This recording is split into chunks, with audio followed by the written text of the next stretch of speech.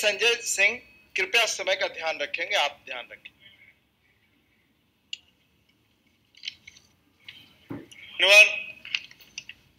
सबसे पहले तो मैं बहुत धन्यवाद आपका करना चाहूंगा कि आपने इस विषय पे मुझे अपनी बात कहने का अवसर दिया।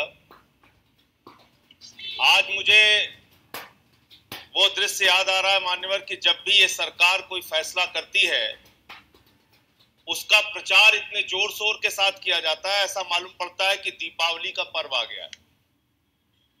और ये हम लोगों ने कई बार देखा है मान्यवर।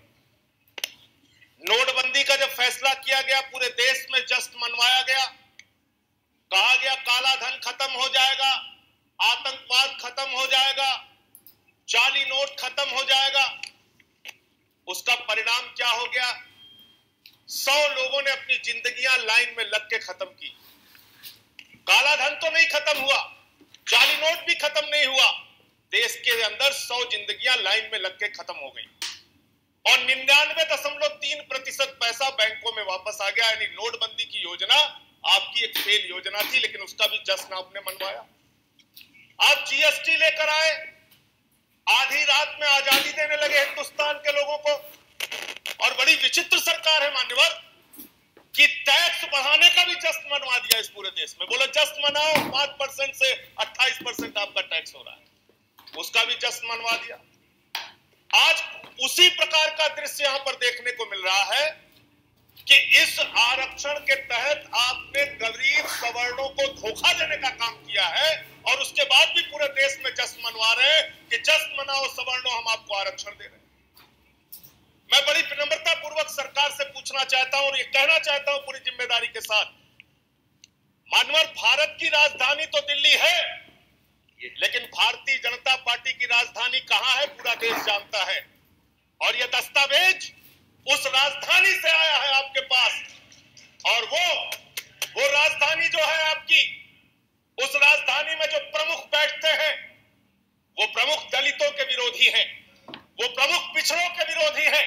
और उसी प्रमुख ने बिहार के चुनाव में कहा था दलितों और पिछड़ों का आरक्षण इस देश के अंदर खत्म होना चाहिए, खत्म होना चाहिए। मानव ये तरीका ठीक नहीं है, ये तरीका ठीक नहीं है, ये तरीका ठीक नहीं है। ये तरीका बिल्कुल ठीक नहीं है। मुझे अपनी बात कहने दीजिए, मुझे अपनी बात कहने दीजिए। आप अपनी बात कहें, समाज में मैं दूसरे स्पीकर को बुलाऊंगा, प्लीज अपनी बात कहें। आप में बैठे, ये नागपुर के प्रमुख, कृपया अपनी जगह ले, कृपया अपनी जगह ले। राकेश जी कृपया अपनी जगह, ये बिल लेकर आया गया है, ये बिल उसकी शुरुआत है मानवर। और मैं पूछना चाहता हूं, नागपुर में जो प्रमुख बैठते हैं 90 साल से वो संस्था 90 साल से काम कर रही है। ऐसे अगर चलाएंगे सर ये ठीक नहीं है। आप बैठे, अपनी बात कर संजय, आप बैठे प्लीज। स्पीकर को नहीं बोलने दूंगा, एग्जामिन होगा, कोई अगर गलत बात होगी तो रिकॉर्ड से निकालिए प्लीज। 90 साल से जो नागपुर इनकी राजधानी है, उस नागपुर की राजधानी में 90 साल से एक भी प्रमुख दलित और पिछड़ा नहीं बैठा है। ये इनकी मानसिकता है मानवर। दलितों के, पिछड़ों के विरोधी ये लोग हैं। इस व्यवस्था के साथ ये बिल लाया गया है। और मैं आपसे पूछना चाहता हूं, आपने 8 लाख की सीमा तय कर दी, 8 लाख की सीमा तय कर दी मानवर। मैं पूछना चाहता हूं, 8 लाख की सीमा में राकेश जी आप बैठे, कृपया बैठे, जिस दिन से आम आदमी पार्टी आई है सब मिलकर विरोध करते हैं। ये नया तरीका अपने लिए। आप अपनी बात कहें संजय जी। एक भी स्पीकर फिर नहीं बोलने पाएगा मानवर उधर से। ये तरीका ठीक नहीं। आपके पास 1 मिनट है, 10-10 मिनट लोगों ने बोला, आपके पास 1 मिनट है, मैं आगे स्पीकर पे चला जाऊंगा। संजय जी मैं पुनः आपको कह रहा हूं, प्लीज कंक्लूड प्लीज। आप अपनी बात कहें। आपने सीमा रख दी, आपने 8 लाख की सीमा रख दी। 8 लाख की सीमा में लगभग 95% सवर्ण कवर हो जाएगा। 8 लाख की सीमा के ऊपर 5 आपका समय खत्म हो गया, जल्द कंक्लूड करें आप। जल्द कंक्लूड करें। बोला सर, आप बोलते रहे, मैं आपसे कह रहा हूं कि आपकी बात ही रिकॉर्ड में जा रही है। मैं आपसे आग्रह कर रहा हूं, अदरवाइज दूसरे वक्ता को मैं बुलाऊंगा। आप प्लीज कंक्लूड करें। 5% जो सवर्ण है मानवर, वो 8 लाख से ऊपर की आमदनी के हैं, तो 95% सवर्णों को आपने दे दिया 10% आरक्षण और 5% यानी अमीर जो सवर्ण है, जो आपके मित्रों की सूची में आते हैं, उनको आपने दे दिया 40% जनरल कैटेगरी का कोटा कि आप उसमें आरक्षण लीजिए। ये कैसी विसंगति है मानव? ये तो गरीब सवर्णों के साथ आप अत्याचार कर रहे हैं, उनके साथ अन्याय कर रहे हैं। और ये बात मैं इस सदन में कहना चाहता हूं कि पिछड़ों की बात करने वाले, दलितों की बात करने वाले दल यहां पर मौजूद है। मैं हाथ जोड़कर विनम्रता पूर्वक आपसे कहना चाहता हूं, यह ऐतिहासिक क्षण है। अगर आज यह बिल पास हो गया तो याद रखना, आने वाले दिनों में अपनी मंशा के तहत जो आरएसएस 90 साल तक किसी दलित को प्रमुख नहीं बना पाई, वो दलितों और पिछड़ों का आरक्षण आप अपनी बात कंक्लूड करें। अंतिम बात आप कंक्लूड करें। मैं आपको बताना चाहता हूं, यार डॉक्टर लोहिया की बात हुई। डॉक्टर लोहिया का नारा था, चपरासी हो या राष्ट्रपति की संतान, सबको शिक्षा एक समान।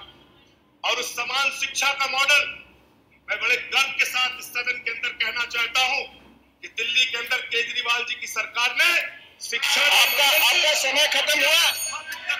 आपका समय खत्म हुआ। Please conclude. मैं अब दूसरा नाम पुकार रहा हूँ। अगर आप खत्म कर रहे हो तो मैं दूसरा नाम पुकारूंगा। दूसरों को आपने इतना समय दिया, मेरे साथ क्यों नहीं? आप समय तो बचाए मेरे साथ। आपके पार्टी के अनुसार जो समय है उससे अधिक मैंने दिया। समय पर कृपया हम लोग समझ सके। ठीक नहीं मानवा। मैं बात कर रहा हूँ समय के अनुसार। आप जल्द खत्म करें। मानवा, 26 लाख नौकरियां राज्यों में रिक्त हैं। आपकी वहां पर सरकारें हैं। आप उन रिक्तियों को भरने का काम कीजिए। केंद्र के अंदर जितनी भी सरकारी बिल्डिंग है, ड्राइवर से लेकर नहीं, आप ऑलरेडी मैं अधिक समय दे चुका हूं। आप खत्म करें। एक मिनट में आप अपनी बात खत्म करें। के काम में आपने प्राइवेट एजेंसियों को कर दिया मान्यवर। वहां आरक्षण का क्या होगा? अभी माननीय कानून मंत्री जी यहाँ पर कह रहे थे मान्यवर कि उनकी पार्टी ने जब मुख्यमंत्री बनाने की बात आई, पिछड़ों का ख्याल रखा, दलितों का ख्याल रखा। बड़ी विनम्रता पूर्वक मैं आपसे पूछना चाहता हूं, राजस्थान में आपकी मुख्यमंत्री कौन थी? छत्तीसगढ़ में आपके मुख्यमंत्री कौन थे? गोवा में आपके मुख्यमंत्री कौन है? उत्तराखंड में आपके मुख्यमंत्री कौन है? महाराष्ट्र में आपके मुख्यमंत्री कौन है? आप खत्म करें। आपके मुख्यमंत्री संजय जी, अब मैं दूसरे स्पीकर को बुला रहा हूँ। ऑलरेडी 3 मिनट समय अधिक दे दिया मैंने। अब आप खत्म करें। दलितों, माननीय राकेश सिन्हा जी अपनी बात कहें। आपके दल से 3 स्पीकर हैं। मैं आग्रह करूंगा कि समय के तहत अपनी बात